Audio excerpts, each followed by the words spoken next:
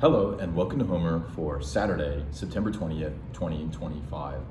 Today we'll be reading from lines 124 to 134 in Book 12 of the Iliad, in which we hear the beginning of the story of the Lapithai, these two great men who are defending the Achaean gate. Thank you so much for being here with me today, and I hope you enjoy. Let's get into it. Thither drave he his horses in unswerving course, this is Asios, and after him followed his men with shrill cries, for they deemed that they would no more be stayed by the Achaeans, but would fall upon the black ships, fools that they were.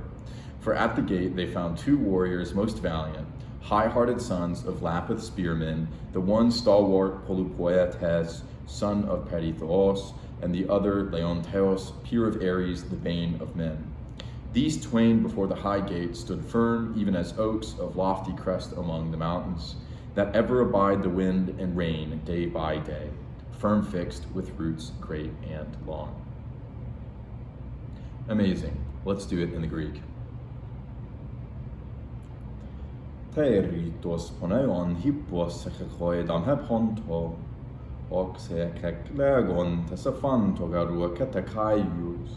Skestestal nosi malaines in pesestai, nepioien depules dua nera eron aristo, qui ecuper tumo lapithauon aichmetauon, ton men peritoa huia clateron polupoiten, ton leon heia putoloi guaison rei, Oimenara proporoi thipulauon hupselauon, estas anos sotedet luasueras in hupsicare noin.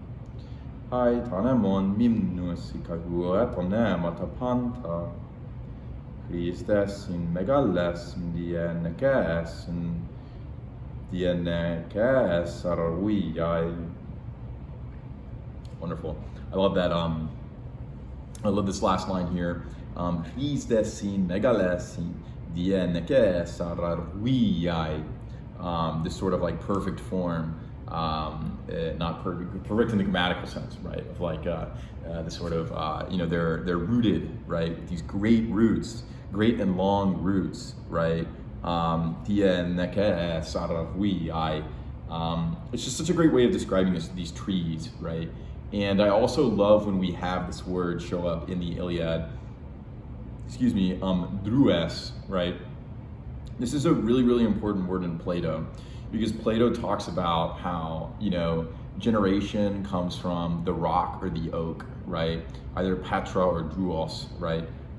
And it's very, very similar here, right? So oaks of lofty crest among the mountains, hupsikarenoi, so high-headed, right, trees, who are, hupselauon, pulauon, like they're standing next to the high gates, right? It's interesting that the tree here is sort of like the gate, you know what I mean? Like high-headed trees are, similar to these high gates, and these men are literally, guarding the gates as these trees. And of course, trees don't do much, but they don't do much in our world, right? I guess Lord of the Rings has us here, right? Lord of the Rings have the everything down to the little brooches. Trees are very powerful, and especially the Ents, they literally move around, right? But it's interesting that Perithous and Leontes, right? I think I did his name right, Polupoite. I think I did like Polupoieten, right? Because I lapsed into Poietes, but his name is just Polupoieten, which I think is more had to do with like being a shepherd than it has a poet, but whatever.